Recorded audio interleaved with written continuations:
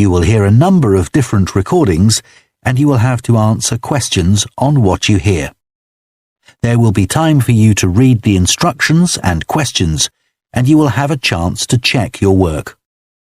All the recordings will be played once only. The test is in 4 parts. At the end of the test, you will be given 10 minutes to transfer your answers to the answer sheet. Now turn to part 1.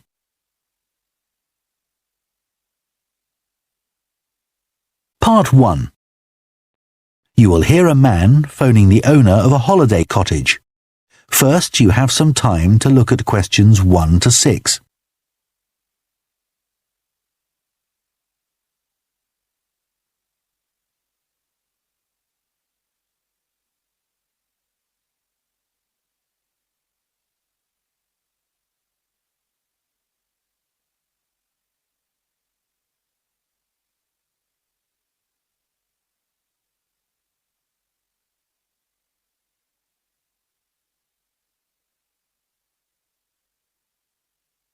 Now listen carefully and answer questions 1 to 6.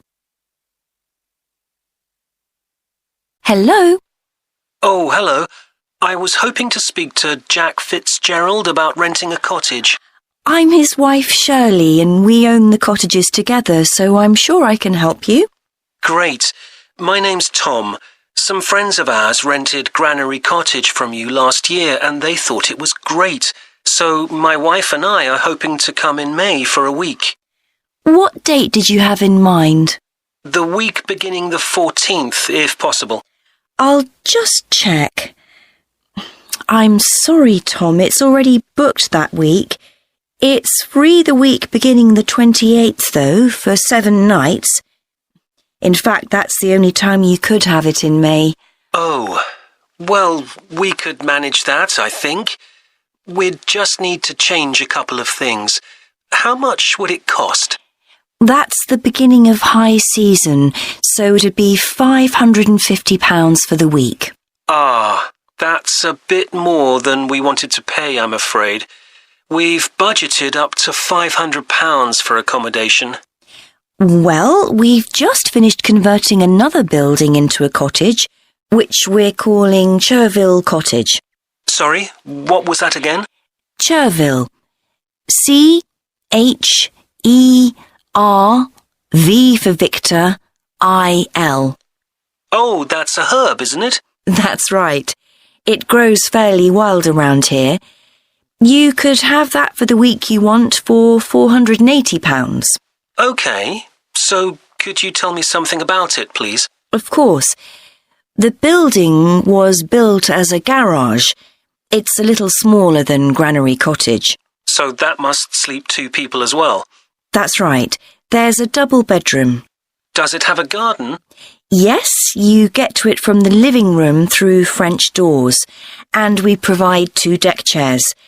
We hope to build a patio in the near future, but I wouldn't like to guarantee it'll be finished by May. OK. The front door opens onto the old farmyard, and parking isn't a problem. There's plenty of room at the front for that. There are some trees and potted plants there. Before you hear the rest of the conversation, you have some time to look at questions 7 to 10.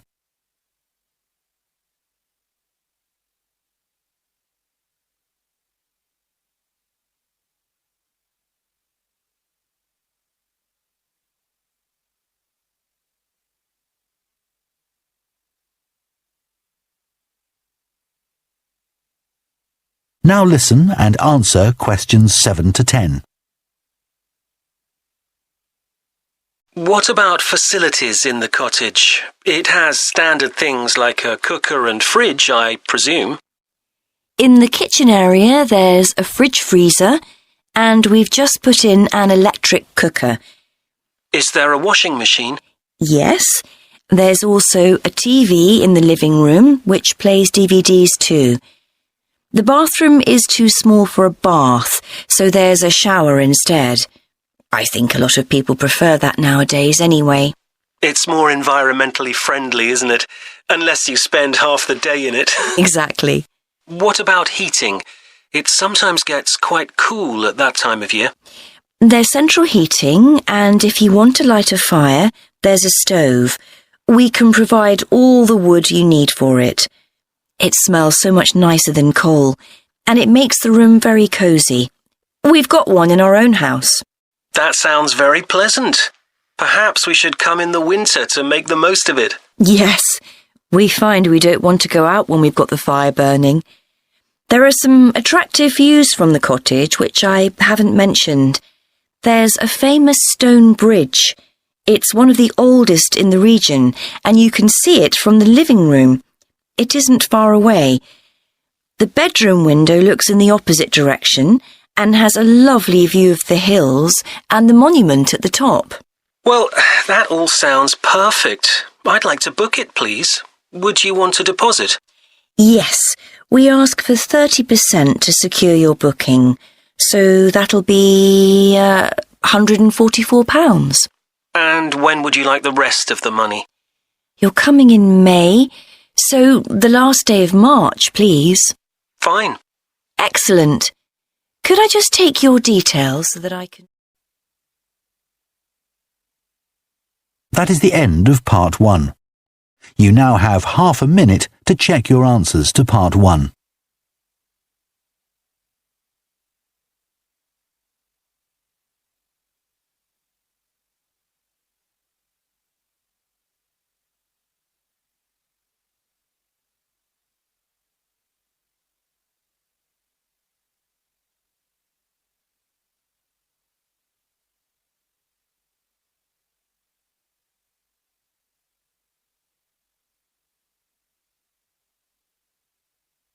Part 2.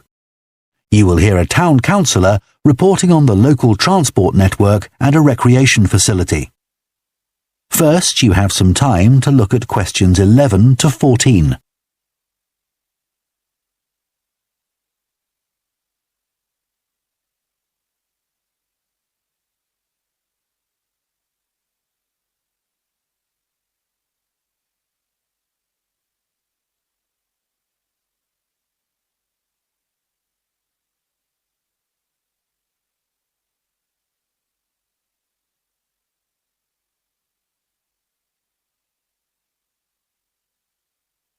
Now listen carefully and answer questions 11 to 14.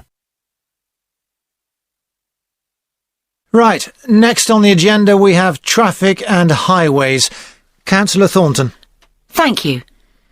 Well, we now have the results of the survey carried out last month about traffic and road transport in the town.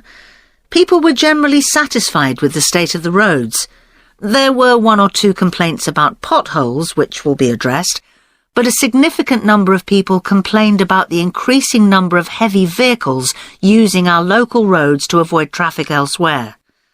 We'd expected more complaints by commuters about the reduction in the train service, but it doesn't seem to have affected people too much.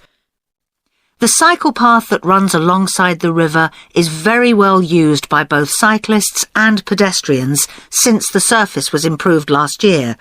But overtaking can be a problem, so we're going to add a bit on the side to make it wider. At some stage, we'd like to extend the path so that it goes all the way through the town, but that won't be happening in the immediate future.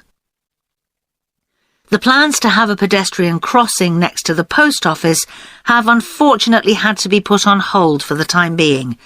We'd budgeted for this to be done this financial year, but then there were rumours that the post office was going to move, which would have meant there wasn't really a need for a crossing. Now they've confirmed that they're staying where they are, but the Highways Department have told us that it would be dangerous to have a pedestrian crossing where we'd originally planned it, as there's a bend in the road there, so that'll need some more thought. On Station Road, near the station and level crossing, drivers can face quite long waits if the level crossing's closed, and we've now got signs up requesting them not to leave their engines running at that time. This means pedestrians waiting on the pavement to cross the railway line don't have to breathe in car fumes.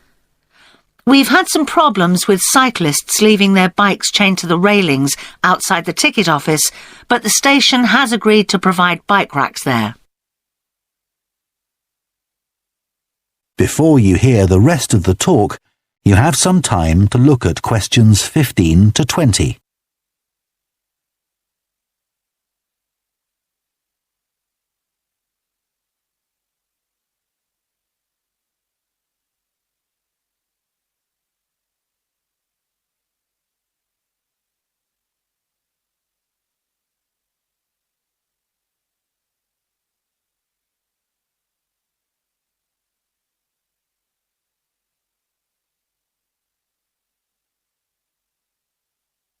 Now listen and answer questions 15 to 20.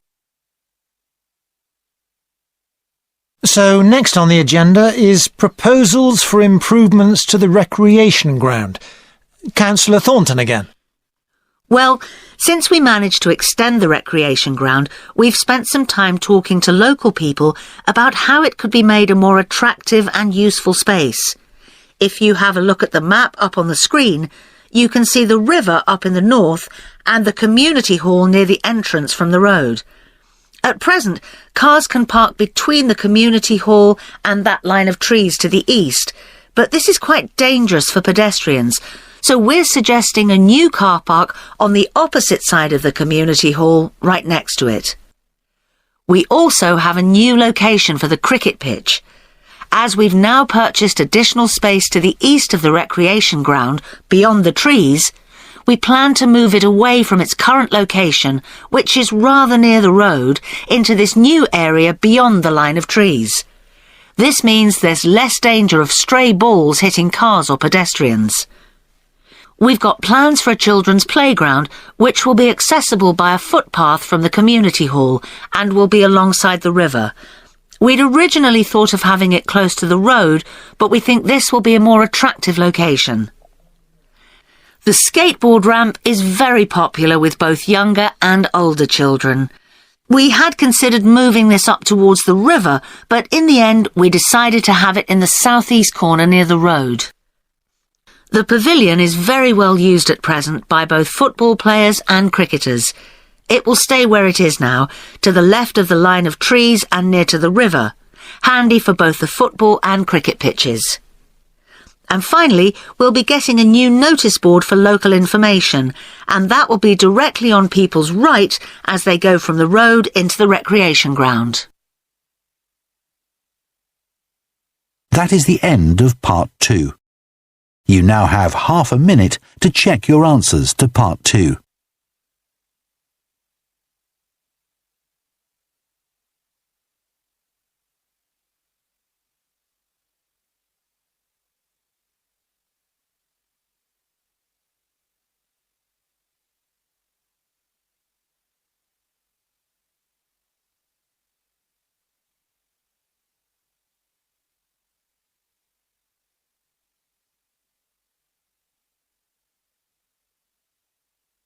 Part 3.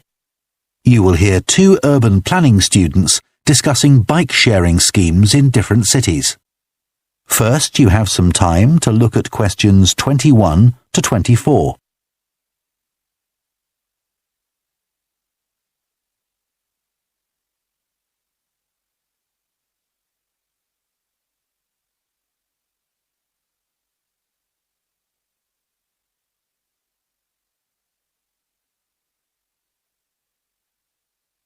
Now listen carefully and answer questions 21 to 24. Now that we've done all the research into bike-sharing schemes in cities around the world, we need to think about how we're going to organise our report. Right. I think we should start by talking about the benefits. I mean, it's great that so many cities have introduced these schemes where anyone can pick up a bike from dozens of different locations and hire it for a few hours. It makes riding a bike very convenient for people. Yes, but the costs can add up, and that puts people on low incomes off in some places. I suppose so. But if it means more people in general are cycling rather than driving, then because they're increasing the amount of physical activity they do, it's good for their health. OK, but isn't that of less importance? I mean, doesn't the impact of reduced emissions on air pollution have a more significant effect on people's health? Certainly in some cities, bike sharing has made a big contribution to that, and also helped to cut the number of cars on the road significantly. Which is the main point. Exactly. But I'd say it's had less of an impact on noise pollution because there are still loads of buses and lorries around. Right. Shall we quickly discuss the recommendations we're going to make? In order to ensure bike sharing schemes are successful? Yes. OK. Well, while I think it's nice to have really state-of-the-art bikes with things like GPS, I wouldn't say they're absolutely necessary. But some technical things are really important, like a fully functional app, so people can make payments and book bikes easily. Places which haven't invested in that have really struggled. Good point. Some people say there shouldn't be competing companies offering separate bike-sharing schemes, but in some really big cities, competition's beneficial. And anyway, one company might not be able to manage the whole thing. Right. Deciding how much to invest is a big question. Cities which have opened loads of new bike lanes at the same time as introducing bike-sharing schemes have generally been more successful. But there are examples of successful schemes where this hasn't happened. What does matter, though, is having a big publicity campaign. Definitely. If people don't know how to use the scheme or don't understand its benefits, they won't use it. People need a lot of persuasion to stop using their cars. Before you hear the rest of the discussion, you have some time to look at questions 25 to 30.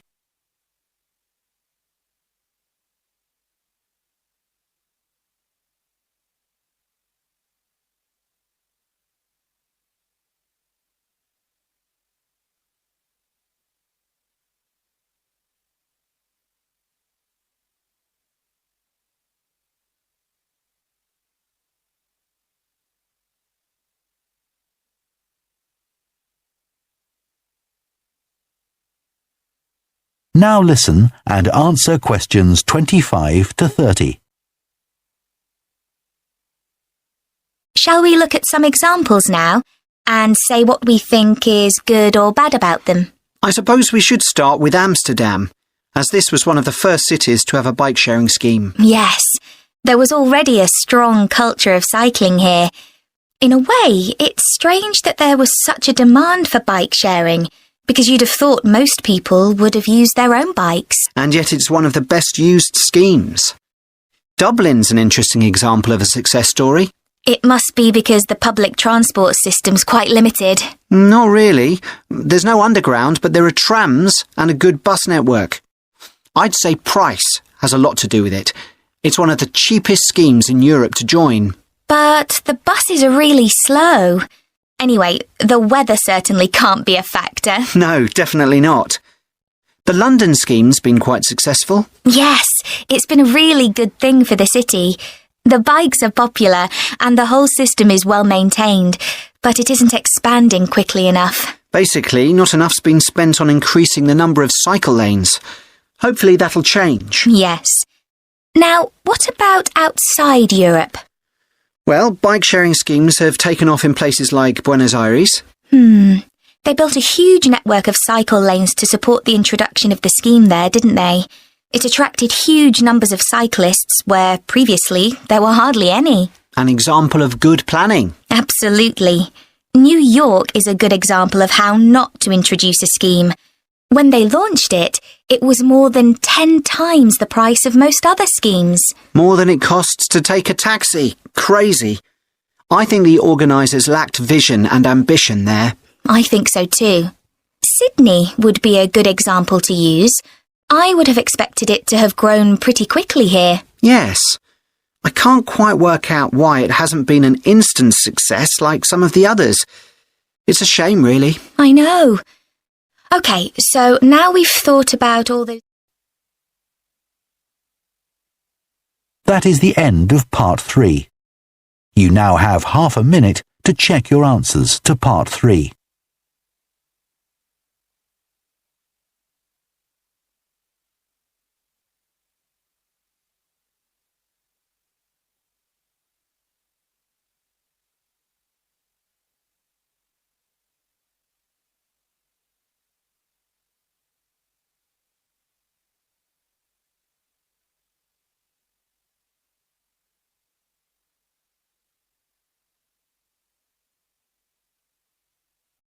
Part 4. You will hear part of an environmental science lecture about a large bird called the dodo, which is now extinct. First, you have some time to look at questions 31 to 40.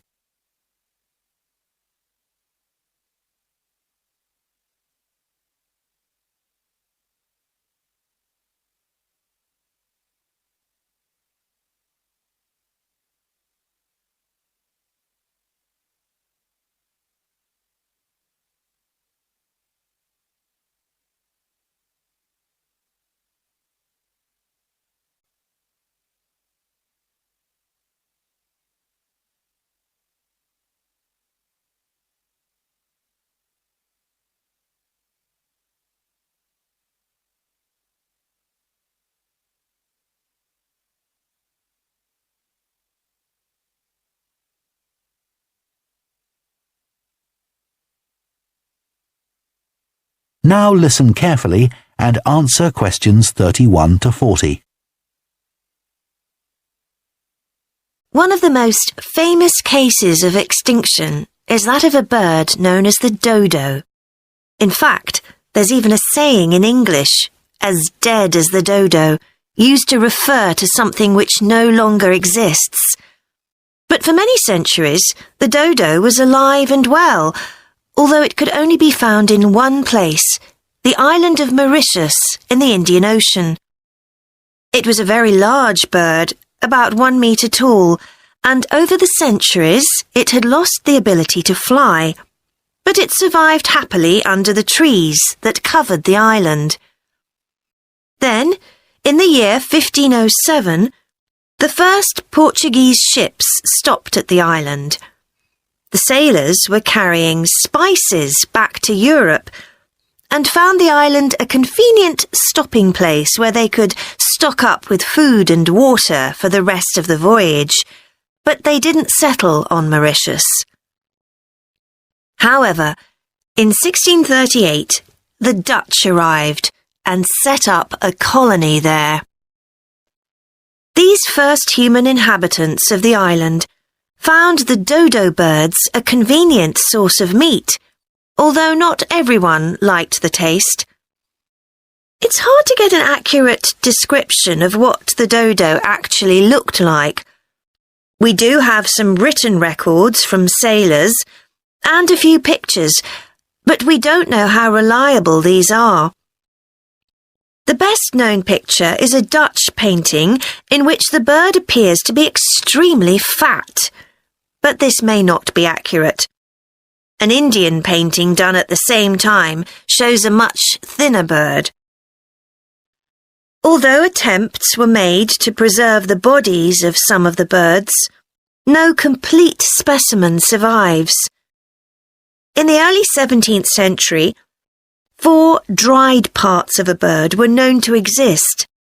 Of these, 3 have disappeared, so only one example of soft tissue from the dodo survives, a dodo head. Bones have also been found, but there's only one complete skeleton in existence. This single dodo skeleton has recently been the subject of scientific research, which suggests that many of the earlier beliefs about dodos may have been incorrect. For example, early accounts of the birds mention how slow and clumsy it was, but scientists now believe the bird's strong knee joints would have made it capable of movement which was not slow, but actually quite fast. In fact, one 17th century sailor wrote that he found the birds hard to catch. It's true that the dodo's small wings wouldn't have allowed it to leave the ground, but the scientists suggest that these were probably employed for balance while going over uneven ground. Another group of scientists carried out analysis of the dodo's skull. They found that the reports of the lack of intelligence of the dodo were not borne out by their research, which suggested the bird's brain was not small, but average in size. In fact, in relation to its body size, it was similar to that of the pigeon, which is known to be a highly intelligent bird. The researchers also found that the structure of the bird's skull suggested that one sense which was particularly well developed was that of smell. So the dodo may also have been particularly good at locating ripe fruit and other food in the island's thick vegetation.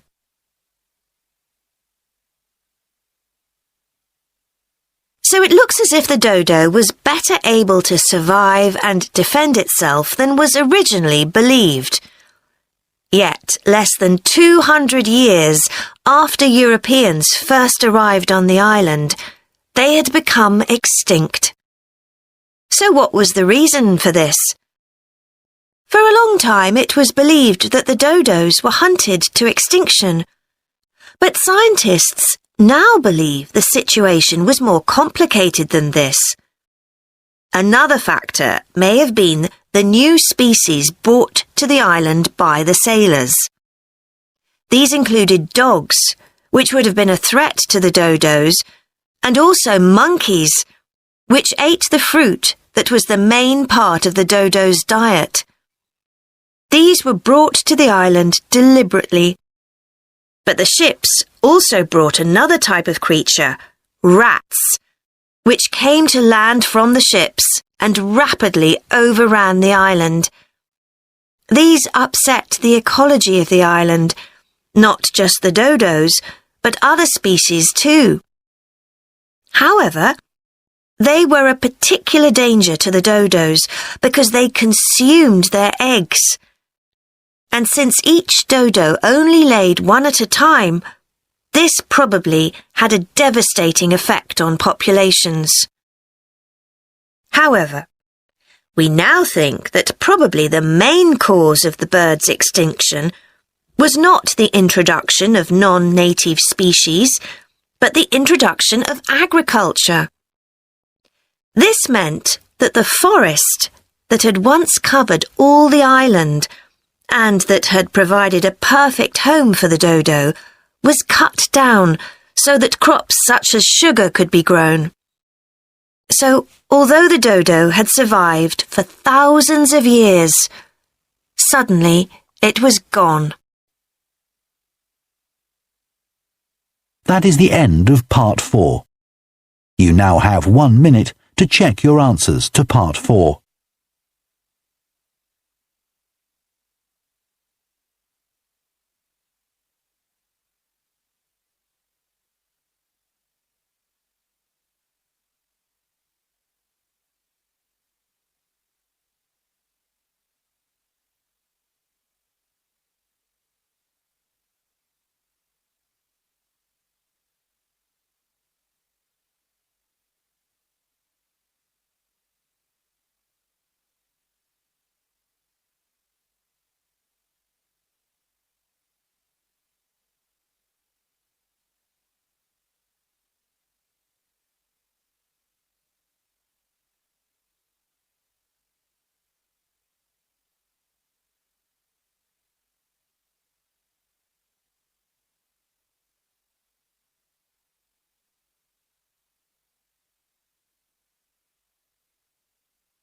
That is the end of the listening test.